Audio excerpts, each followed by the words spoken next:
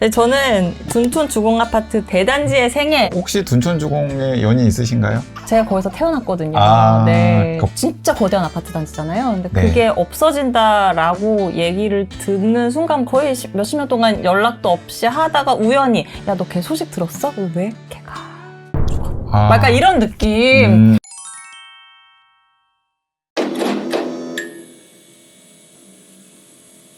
네, 안녕하세요. 제로에너지바입니다. 아, 너무 덥죠. 휴가 떠나실 텐데 그래서 올해도 준비했습니다. 휴가철에 들고 떠나면 좋을 책들, 저희 책 소개하는 그런 코너 마련해 봤는데요. 올해도 지난해와 마찬가지로 강양구 기자님 모시고 이야기 나눠보겠습니다. 안녕하세요. 네, 안녕하세요. 지식 큐레이터 겸 기자 강양구라고 합니다. 반갑습니다. 어떻게 지내셨어요? 개인적으로는 좀 힘든 사정이 있어가지고 네. 지난 1년 동안 엄청 힘들게 지냈고 딱 1년 만에 여기 출연하네요. 네, 맞아요. 다른 데는 안 불러주시는군요.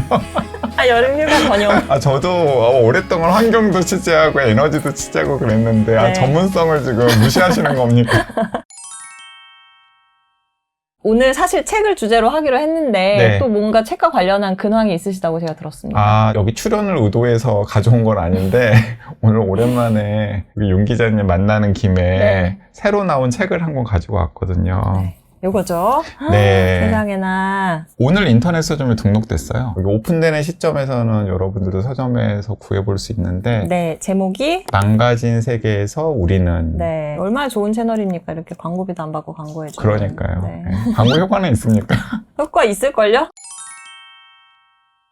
요번에 책을 이제 3권 준비하셨고 저는 2권을 가져왔어요. 작년에 나중에 좀 후회했어요. 왜요? 제로에너지바 시청자들이 또 특정 분야에 관심이 많으신 분들이 주로 오시잖아요. 그래서 그쪽에 관련되어 있는 책들을 소개해드리면 좋겠다 싶어서 그냥 그런 책들을 다 모아가지고 왔는데 휴가 컨셉에 맞는 책들을 가져왔어야 됐구나라는 생각이 들어서 네. 한 권은 시청자들께서 관심이 있으실 법한 그런 책을 가져왔고 나머지 2권은 휴가 때 한 번쯤 들춰보면 좋을 법한 책 이렇게 가져왔습니다. 네. 오늘 이제 가장 처음 소개할 책은 올해 상반기에 나온 사울 그리피스라고 하는 미국의 에너지 정책 전문가가 쓴 모든 것을 정기화하라 네. 라는 책입니다. 네. 네. 이쪽에 관심 있는 분들은 네. 거의 많이 보셨을 것 같긴 해요. 아, 그래요? 저는 이 책에 다 동의는 안 됐지만 지금 한참 에너지 전환에 대한 이야기가 많이 나오고 있는 시점에 좋은 발제문 역할을 할 법한 책이라는 생각이 들어서 네. 아직까지 읽지 못하신 분들이라면 여름 휴가 때 한번 읽어보면 좋겠다 라고 생각해서 이제 모든 것을 정기화하라라는 책을 가지고 왔는데요. 네. 출연을 하셨는지 모르겠는데 여기 김성교 박사님 출연하신 적 있으세요? 김성도 박사님이 그러지 않아도 저도 되게 모시고 싶은데 네. 요분이 하시는 거랑 저희 내부 인력 연구원들이랑 너무 겹치는 분야가 많아요. 아, 너무 안타깝게 생각하고 있습니다. 네, 제목만 봤으면 약간 시큰둥했을 것 같아요. 네. 왜냐하면 이제 제목이 너무나 세잖아요. 그런데 딱 봤더니 번역자가 권현우 선생님, 김성교 선생님, 권효조 선생님 세 네. 분인데 에너지 전환 전문가 중에서 글이나 책을 쓰시면은 항상 들여다보는 분들이거든요. 전현우 선생님도 잘 아세요? 저는 이제 직접 교류는 없는데 20대, 30대 때부터 이분 칭찬을 굉장히 많이 들었어요. 그래요? 제가 예전 직장에 있을 때 이분 기고도 많이 받았고 굉장히 독특하시더라고요. 공부는 분석 철학을 하셨는데 거대 인공물에 관심이 많아가지고 철도라던가 발전소라던가 에너지망, 그리드 이런 데에 관심을 두고서 독학하신 거죠. 교통 철학인가? 막 그런 분야가 맞아요, 이렇게 맞아요. 키워드로 있더라고요. 그래서 본인의 철학자의 정체성과 네. 오타쿠로서의 관심사를 연결을 시킨 게 교통철학, 전환의 철학. 저는 이 책을 봤거든요. 아, 왜 맞아요. 우리는 왜 매일 우리는- 거대 도시로 향하는가? 네, 그리고 오송력. 이 전현우 선생님은 우리가 여러 가지 분야에서 전환을 해야 되는 시점인데 이제 교통 분야 전환이 그 핵심에 자리 잡아야 되고 그 교통 분야 전환의 중심에는 철도가 있어야 된다라는 생각을 가지시는 분이에요. 그래서 전현우 선생님도 제가 굉장히 매력적이라고 생각하고 귀담아 들을 게 많다고 생각하는 전문가 중에 한 분이고, 아까 잠깐 거론이 됐던 김성교 박사님은 자타가 그렇게 인정하는 우리나라의 최고의 에너지 정책 전문가 중에 한 분이시고 제가 한국의 에너지 정책에 대한 책 같은 것도 한번 내보라고 계속 좀 권해드리고 있는 그 전문가님이기도 하고 그리고 권여자 선생님 같은 경우는 LNG랑 친환경 선박 연료 교제 같은 걸 집필했던 해양공학, 경영학, 에너지 정책 두루 이렇게 밝은 분이고 사실 우리가 에너지 전환을 이야기할 때 그런 산업 분야나 아니면은 선박 분야의 전환을 어떻게 해야 될지 그런 것들에 대해서 전문성을 가지고 계속 새로운 고민들을 하시는 분으로 알고 있는데 이 세 분이 의기투합해가지고 번역한 책이니까 다들 바쁘신 분들인데 진짜 우리나라에 소개가 될 의미가 있겠다라고 생각해서 번역을 하셨을 것 아니에요. 네. 이제 그래서 반쯤은 이 역자들을 신뢰하면서 맞아요. 읽기 시작했죠. 그런데 읽고 나서 읽기 잘했다.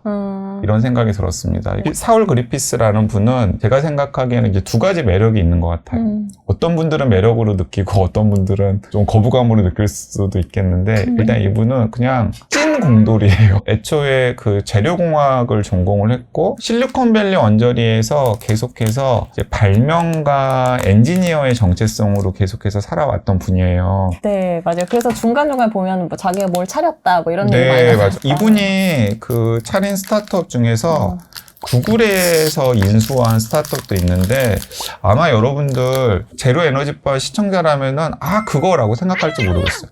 공중에 연 같은 거 띄워가지고 풍력 발전하는 그걸 이분이 발명을 했고 그걸 상용화하는 스타트업을 차려가지고 투자를 받았는데 구글이 그거 상당히 거액을 주고 인수를 했었어요. 네.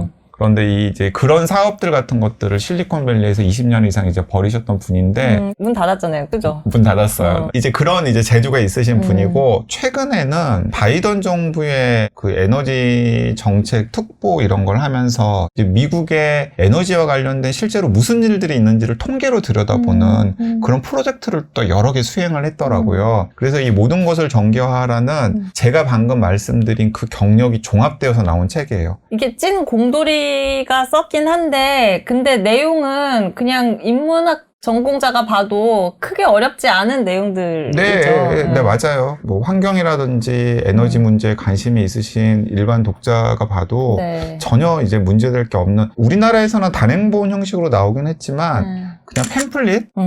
환경단체나 싱크탱크의 팸플릿 같은 거라고 네. 생각을 하셔도 될 것 같아요. 모든 챕터마다 맨 앞에는 본인이 이 챕터에서 무슨 주장을 할 것이다 라고 요약해 놓았고 맞아요. 책을 넘기다 보면은 이제 그 요약문을 구체화하는 본문이 있고 이제 맨 뒤에는 행동강령 같은 혹은 팁 같은 것도 있고 맨 뒤에 부록에는 본문에서 자세히 설명하지 않았던 시나리오 같은 것들 혹은 그 시나리오의 방법론 같은 것들을 정리를 해놓아서 도대체 이 저자가 어떤 시뮬레이션과 툴을 이용해서 이런 결론을 냈는지를 들여다보고 싶은 전문가들을 위해서 자료 같은 것들을 이제 덧붙여 놓았죠. 그래서 이제 이 저자의 핵심 주장은 그냥 제목에 다 나와 있어요. 일단 에너지 전환을 하려면 모든 것을 전기화해야 된다라는 거예요. 근데 이제 여기서 말하는 전기화는 우리나라 같은 경우에는 전기차들이 많이 보이기 시작했잖아요. 네. 하지만 그럼에도 불구하고 교통 부문이 전기화되지는 않았죠. 교통 부문이 전기차나 혹은 전기로 움직이는 탈 것, 예를 들어서 전철 같은 것으로 이제 100% 전환이 되어야 되는 게 전제다. 우리나라 같은 경우에도 난방은 지금 거의 전기화되어 있지 않잖아요. 네, 그쵸. 그런데 이제 가족용 난방 같은 경우도 전기화가 되어야 된다라고 주장을 하는 거고 우리나라도 지금 전기 인덕션 같은 거 이제 신축에는 많이 도입이 되긴 했지만 네. 여전히 가스레인지 사용하시는 분들이 많잖아요. 그것도 전기화가 되어야 된다라는 거. 그러니까 이런 식으로 그러니까 우리 삶에서 접하는 모든 것들이 다 일단 전기화 되어야 된다라는 게 이제 전제고 지금 우리가 사용하는 에너지가 100이라면 그중에 3분의 1 정도를 일단 전기화하는 것만으로도 줄일 수 있다라는 거예요. 에너지 효율이 확 높아질 테니까. 저희 집 가스레인지가 사실 하나가 3구짜리인데 하나가 고장이 났단 말이에요. 그래서 진짜 바꾸고 싶은데 이 인덕션을 하자니 전기요금 그거 어떻게 할 거야? 막 그게 너무 걱정이 되는 거죠. 네네. 그래서 사실은 지금도 그냥 고장난 채로 계속 쓰고 있거든요. 안 바꾸고. 그럼 어떻게 할 거냐? 다 전기로 바꿔서 그럼 전기요금은 어쩔 건데? 이 사울 그리피스 주장에서 제가 동의가 안 되는 부분이 그 부분이에요? 이제 전통적인 환경 운동을 하시는 분이나 아니면은 그런 전통적인 에너지 정책을 하시는 분들이랑 이 사울 그리피스가 갈리는 부분이 뭐냐면, 전통적인 에너지 정책을 고민하시는 분들이 가장 고민하는 건 수요 정책이잖아요. 그 다음에 또 다른 하나는 환경 운동 하시는 분들도 우리가 과거처럼 흥청망청 살지 못한다, 에너지 소비를 줄여야 된다라고 생각을 하고 이제 그 방향에 맞춰 에너지 전환이라는 게 가능하지, 지금처럼 화석연료나 원자력에 의존했을 때처럼 펑펑 쓰는 걸 전제로 에너지 전환을 하다 보면 이건 답이 안 나온다라는 게 기존의 접근이었다면, 사울 그리피스는 그런 식으로는 에너지 전환을 못하고 기후위기에도 우리가 대응할 수 없다라는 거예요. 그러니까 평범한 미국 시민을 설득하기 위해서는 지금 당신이 사용하는 에너지 소비를 충분히 충족시킬 수 있는 에너지 전환이 가능하다라는 걸 보여줘야 된다라는 거예요. 사울 그리피스는 압도적인 에너지 공급이 재생 가능 에너지를 통해서 가능하다라고 주장을 하는 겁니다. 기존의 에너지 수요와 딱 맞춰가지고 공급을 하려고 하다 보니까 오만 가지 문제도 생기고 재생 가능 에너지가 경쟁력이 없다라는 이야기도 나오고 재생 가능 에너지의 간헐성은 어떻게 할래 같은 질문들이 생기는 거지, 압도적인 재생 가능 에너지 공급이 가능해진다 그러면 지금 재생 가능 에너지나 혹은 에너지 전환을 둘러싼 여러 가지 질문들은 무의미해질 것이다라고 주장을 하는 겁니다. 그러면 거기서 이제 전기요금 문제도 나오는 거죠.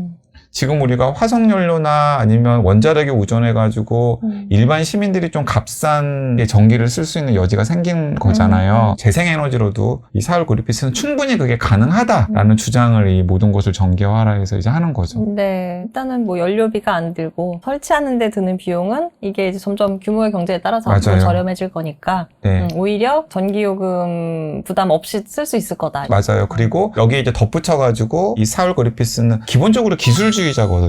공급자랑 소비자의 벽이 무너지는 그런 사회가 등장할 거라는 겁니다. 뭐 예를 들자면 집집마다 대용량 전기 배터리를 가지게 될 거라는 거예요. 집집마다 지붕에는 태양광 패널이 이제 다 달려 있고, 그리고 여건이 허락되는 곳은 앞마당에 풍력 터빈이 돌아가고 있고, 그래서 거기서 생산된 전기의 일부를 집에서 소비를 하고 남은 전기는 고용량 배터리에 저장을 해 놓았다가 필요하다 그러면은 그 집에 있는 고용량 배터리의 전기가 그리드에 연결이 되어 가지고 공급이 되고, 모든 자동차들이 다 전기 자동차들이 될 것이기 때문에 주간에 주차장에 있는 전기 자동차들은 고용량 연결되어 있는 배터리 역할을 할 거라는 거예요. 그래서 사무용 건물이라던가 가정용 건물에서 여름에 막 에어컨을 갑자기 낮에 틀게 되면은 전기 수요가 급증하게 되잖아요.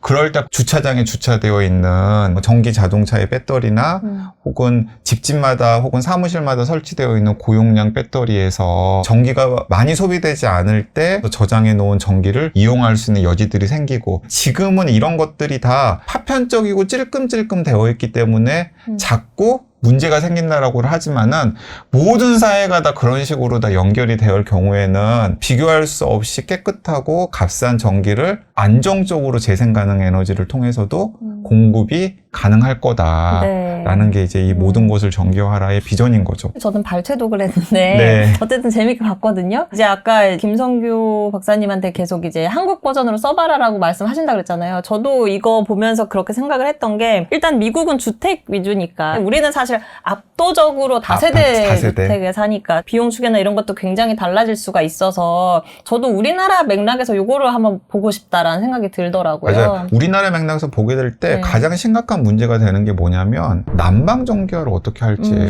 이 사울 그리피스 같은 경우는 일반 주택의 냉방과 난방이 굉장히 값싸게 가능해진다라는 전제 조건은 히트펌프를 활용을 하는 거거든요. 근데 우리나라 같은 경우에는 일단 아파트, 특히 구축이나 신축 아파트에 히트펌프를 설치해가지고 난방이나 냉방에 활용하는 그런 전환이 제가 생각하기에는 쉽진 않을 것 같고, 거기에다가 값싸고 심지어는 에너지 효율도 상당히 좋은 도시가스 난방이 지금 전부 다 깔려있는 상황에서 그런 난방의 전기화가 과연 동의를 얻을 수 있을지 저는 이제 일단 물음표였고, 있고 여기는 기본적으로 미국을 염두에 두고 있기 때문에 마음만 먹으면 엄청나게 넓은 땅덩어리에다가 대규모 태양광 발전소라든지 다 할 수 있죠. 대규모 지열도 풍력 발전소라든지 하고, 네. 지열 다 할 수 있잖아요. 근데 우리나라 같은 경우는 예를 들어 저는 그냥 이런 비전은 가지고 있어요. 그러니까 우리나라에 지금 지붕 있는 건물의 비중이 전체 국토 대비 한 2% 정도 되거든요. 그러면 그 2%에다가 20% 정도의 효율을 가지고 있는 태양광 패널을 올린다고 가정을 하면 지금 우리나라 원자력 발전소가 3분의 1,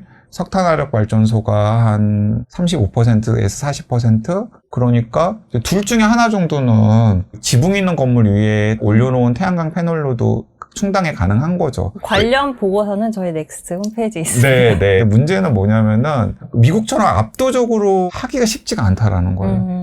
그래서 저는 그런 우리나라의 아주 구체적인 에너지 전환에 대한 로드맵 같은 걸 약간 이 수준으로 좀 나왔으면 좋겠다는 네, 생각이 들고 맞아요. 넥스트에서 해주시든지 아니면 여기 있는 김성규 박사님이나 전현우 선생님 같은 분들이 좀 해주시면 좋겠다 하는 생각이 듭니다. 일단은 우리는 또 주거 형태도 다르고. 그래서 이제 주거 형태 이야기가 나서 자연스럽게 이제 저의 책으로 넘어가나요? 네. 주거 형태.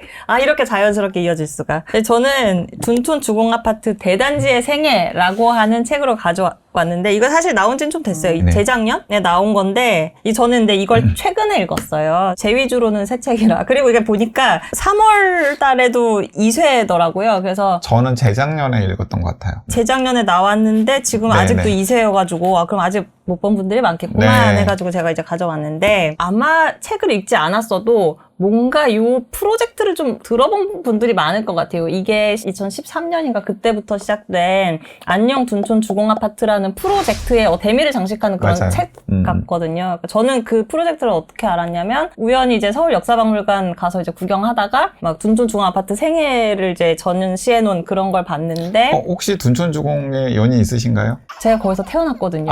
네. 보통 네. 이 책에 1차적으로 관심을 가지신 분들은 맞아요.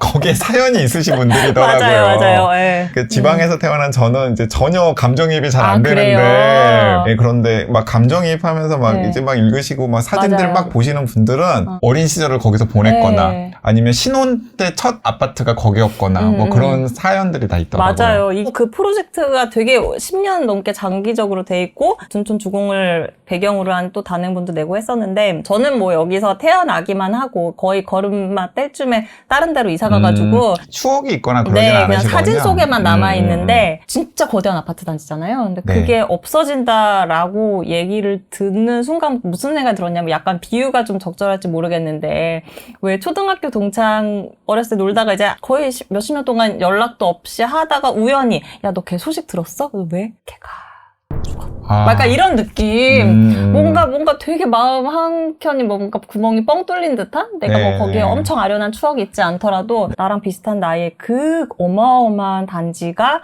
벌써 없어졌어. 맞아요. 그리고 심지어 이제 다시 또 더 거대한 단지가 되어서, 이제 둔촌주공이 어쨌든 그 재개발이 성공을 해가지고 거기에 네. 또 이제 근사한 아파트 단지가 섰잖아요. 그 저는 80년대 초에 둔촌주공에 갔던 분들의 사회 계층과 지금 그 둔촌주공을 밀어버리고 거기에 새로 지어진 아파트에 들어가는 지금 현재 대한민국 사회 계층의 균질성이 저는 없을 네. 것 같다는 생각이 네. 들어서 그것도 한 번쯤은 생각해 볼 거리라는 생각이 들었어요. 맞아요. 이거를 제가 대선 고 시즌에 제가 이걸 읽었는데, 이제 여기에 보면은 그런 것도 나와요. 서울뿐만이 아니라 이런 대단지 아파트가 왜 한쪽의 표심으로 자꾸 쏠리게 되는가. 그것도 얼추 이해할 수 있는 그런 맞아요. 이야기들이 나오죠. 그 재건축하고 하는 과정에서 그 막 이해관계로 싸우면서 그들의 욕구를 충족시켜줄 만한 쪽으로 계속 표를 주게 되고 하는 이제 그런 과정들. 마을이라는 느낌보다는 이 공동체 약간 이런 맞아요. 식으로 이렇게 흘러가는 그런 이야기들도 저는 이제 재밌게 봤고, 제가 아까 이거 나랑 거의 나이가 비슷한데 얘가 벌써 없어졌다니, 여기에 좀 약간 뭔가 마음이 좀 횡하다 그랬잖아요. 근데 얼마 전에 제로에너지바에서 제로에너지 건축물 관련해서 한 편 찍었거든요. 그것과 이제 맥락을 이어서 생각을 해보면, 사실 건물의 수명이라는 거를 이제 제가 이제 찾아봤더니, 수명을 정의하는 게 여러 가지가 있더라고요. 물리적 수명도 있고, 그다음에 뭐 법적 수명도 있고, 뭐 기능적 수명도 있고 등등이 있는데, 프랑스라든가 네덜란드 이런 데는 건물의 전체 생애에서 배출되는 온실가스를 이제 각 연도당, 단위 면적당 얼마 이상이면은 아예 건축 허가를 내주지 않는 거를 의무화하는 뭐 이제 그런 것도 하더라고요. 그렇다 보니까 이게 가급적 이제 수명을 좀 길게 잡는 것이 보통은 유리한 그렇게 이제 하는 제도들도 있는데 이제 우리나라 같은 경우는 작년에 법이 통과돼서 안전 기준을 하지 않아도 30년 넘으면 재건축 단계를 밟을 수 있게 길을 열어줬잖아요. 그게 과연 맞는 방향성인가라는 생각도 좀 들고. 그러니까 일종의 수명이 짧은 건물을 양산하게 하는 그쵸. 방식이네요. 네, 그래서 그 되게 흥미로웠던 게 이것도 뭔가 야로가 있지 않을까 싶은데 재건축을 위한 그 어떤 모임이 만들어진 게 2000년이니까 그게 거의 건물 나이 한 20살 맞아요. 됐을 때부터 이제 재건축 얘기가 나온 거예요. 그래서 이제 2000년부터 그런 움직임이 있어서 2002년에 안전진단을 받았는데 B를 받은 거예요. 택도 없죠. 너무 튼튼한 거야. 2006년에 다시 검사를 받았는데 거기서 또 D가 나온 거예요. 그래서 이제 이걸 재건축을 그 절차를 밟을 수 있게 됐는데 근데 왜 4년 만에 D가 되지? 그게 너무 궁금했는데 제가 막 기사도 찾아봤는데도 별로 안 나오고 여기도 뭐 언급이 그렇게 구체적으로 나오진 않아요. 우리는 뭔가 건물 특히 집이나 이런 거는 뭐 많이 하는 얘기지만 재산, 증식, 네. 축적의 도구로 보는 게 너무너무 강하잖아요. 그러다 보니까 어떤 뭐 환경성 측면에서 이거의 생애를 생각을 한다던가 하는 면이 너무 없지 않나라는 이제 생각에서 추천을 드리고 여기에 보니까 뭐 토포필리아라는 개념이 나오더라고요. 그게 이제 내가 어떤 장소에 정이 들고 하는 그런 마음을 이제 네. 토포필리아라고 하는데 그 토포필리아가 형성이 될 때 가장 중요한 요소 중에 하나가 멈춰있음, 정지, 퍼즈라고 하더라고요. 그래서 저도 생각을 해보니까 저는 이제 신촌에서 대학을 나왔는데 지금의 신촌은 제가 알던 신촌이 아니에요. 전 지금 신촌이 너무 낯설고 신촌에 어떠한 애착감 느끼지 못하겠어요. 거기 상권은 완전히 다 달라졌고 그렇죠. 캠퍼스도 이제 제가 알던 그 대학 모습이 아니어서 거기는 그냥 저한테 서류상으로만 남아있는 장소이지 제가 그 신촌에서 얼마나 많은 일이 있었겠습니까? 젊은 시절에 술 먹고 막 그 기억이 어디에도 회상할 공간이 없어요. 우리가 아파트를 그냥 부동산 가격이 어떻고 이런 거 말고 그냥 어떤 내가 사는 공간 그리고 어떤 환경성 측면에서도 돌아볼 거리들이 많고 되게 재밌어요. 윤 기자님은 이런 생각 해보신 적 없으세요? 저는 좀 가끔 섬뜩한데 지금은 너무나 근사한 고층 아파트들이란 말이에요. 네. 그런데 분명히 한 30년 안팎의 수명을 염두에 두고서 지어진 아파트일 텐데 나중에 20년, 30년 정도가 지났을 때 저 아파트들과 그 아파트들 주변의 환경은 어떨까? 저는 그때 모습을 생각하면 너무 좀 을씨년스러운 그런 장면들이 막 연상이 되어가지고 네. 가끔씩 섬뜩할 때가 있어요. 저는 그 생각해요. 이제 지금 신축 아파트 막 40층 이상 이렇게 짓는데 네. 재건축하면 그 다음에 80층 올려야 되나? 어떻게 해야 되지? 그러니까요. 맞아요. 네. 그리고 또 서울 그게 인구는 주는데. 강남에 뭐 좋은 곳이니까 계속 관리는 되는 곳들도 있겠지만 어떤 네. 곳들은 관리가 안 되는 곳들도 있고 어떤 경우에는 슬럼화가 될 수도 있잖아요. 그렇죠. 네. 슬럼화가 되면은 거기에 모여 사는 사람들과 거기 주변 환경들은 정말 황폐화 될 텐데 이제 그런 것들을 과연 20년, 30년 후에 한국 사회가 감당할 수 있을까? 저게 맞는 방향인가 이런 생각이 들긴 합니다.